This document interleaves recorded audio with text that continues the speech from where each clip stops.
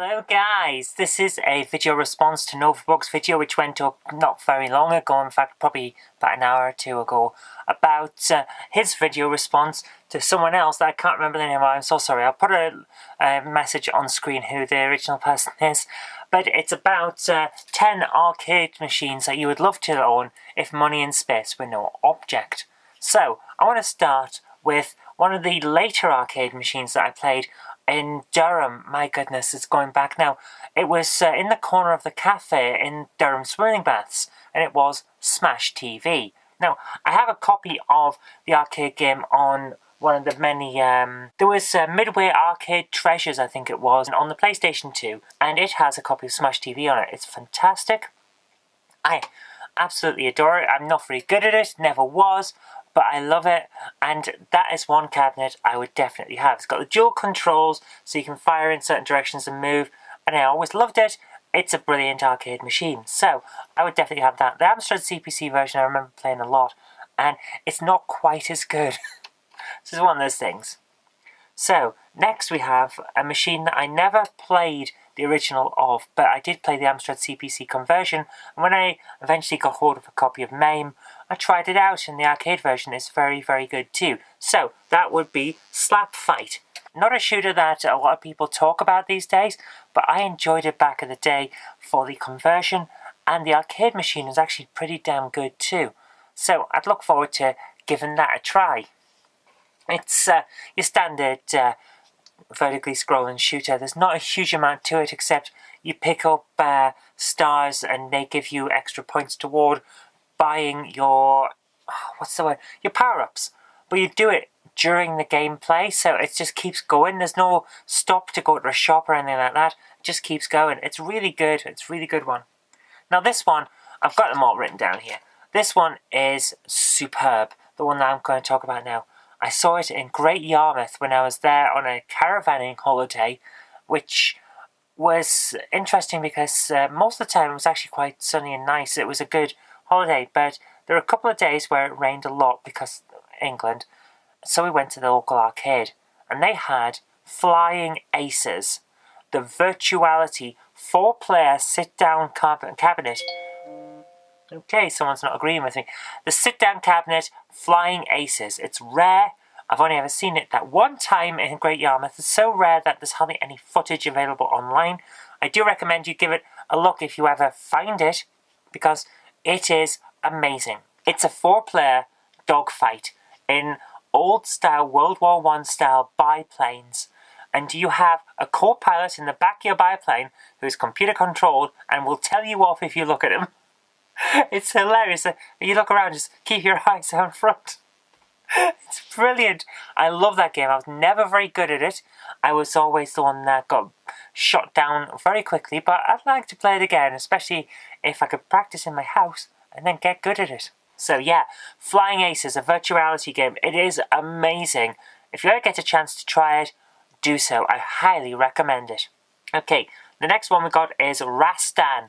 Now, the reason I want to do Rastan is I've played it a little bit on a collection of arcade games, and I've also played a fair amount of the Master System version, which is amazing, by the way. If you've got a Master System, Rastan is a game to get, and I love it. Rastan is a standard beat-em-up Golden Axe style thing, but it's kind of a puzzle platformer as well at certain points.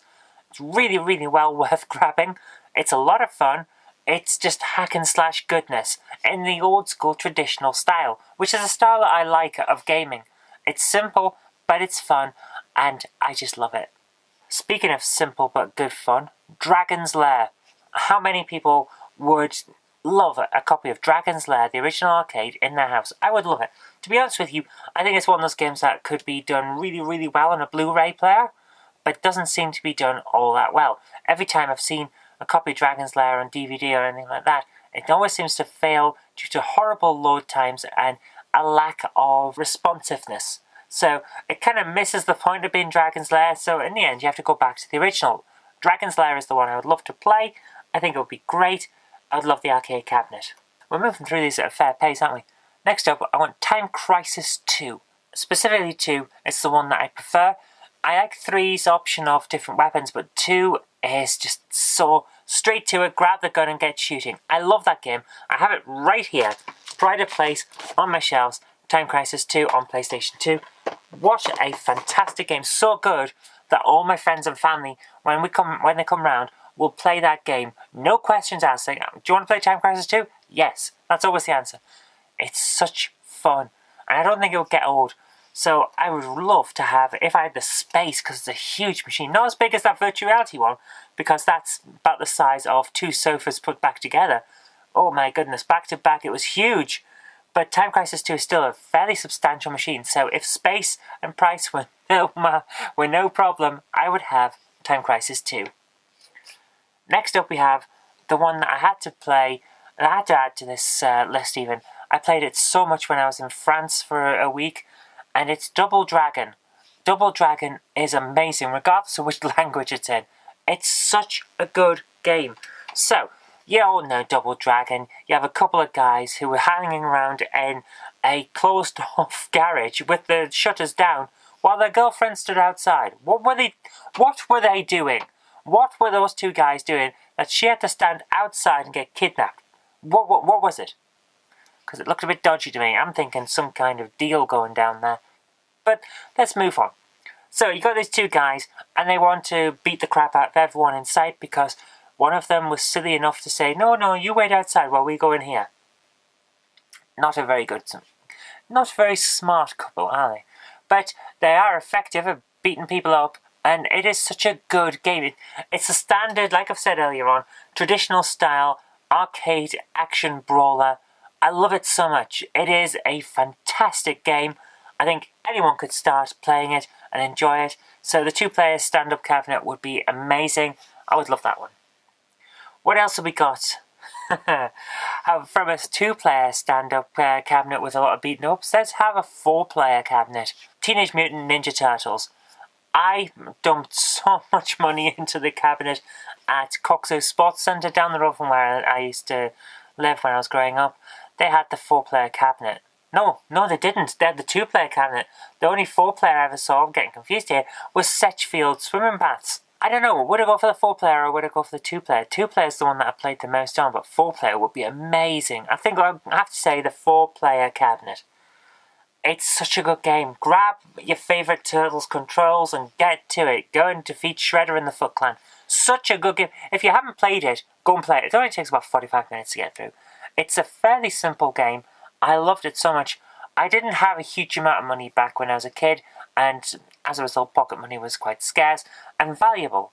But I still used a fair amount of it on that machine because that game was so good and I loved every minute of playing it.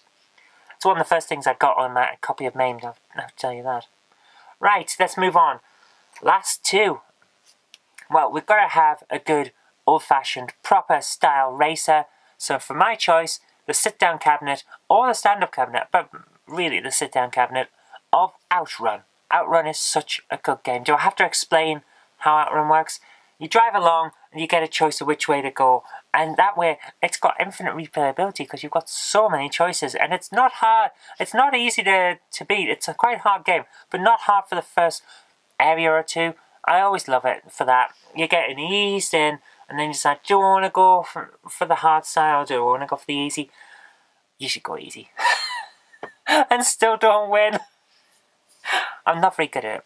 I love the later one. Outrun 2006 Coast to Coast is amazing, but nothing beats the simplicity and the style of the original. It's such a good game. So I would add Outrun to my arcade set. And last but not least, a game that I didn't get a chance to play for the first time until I picked up this little thing here, a Namco Plug and Play arcade board. It is such a good set, that. And the game is Bostonian.